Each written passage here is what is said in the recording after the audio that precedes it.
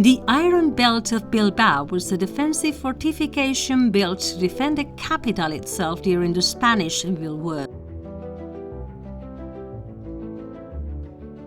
Originally projected with a perimeter of 80 kilometers, it consisted of machine gun nests, bunkers, trenches, and numerous machine gun and artillery posts.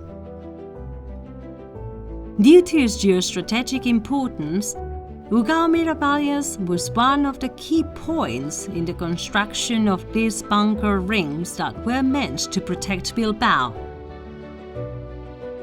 Currently, reconstruction work allows us to see well-preserved spaces of the original construction. The first one is located close to the Iturrigorrialde neighborhood.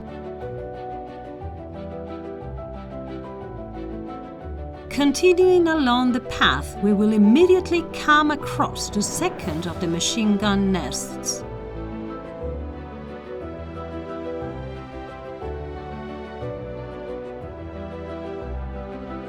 The third and last one is found within the municipality itself under the Usila railway bridge. It is the last surviving fortress in the entire Iron Belt. This was used for the defense and blockage of the road when necessary, hence its location at the entrance of the municipality. Nowadays, only the machine gun nest attached to the original fort remains visible.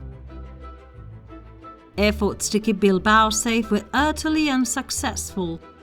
This was due vastly to the fact that the very artist who directed the construction of the Iron Belt, Alejandro Goicoechea, provided information about its location to the fascist troops. Finally, on June 14, 1937, Ugao Miravalles was raided by fascist Italian legionary aviation. Simón Aguirre and Félix Urruti Goicoechea, neighbors of the town, were killed in the attack.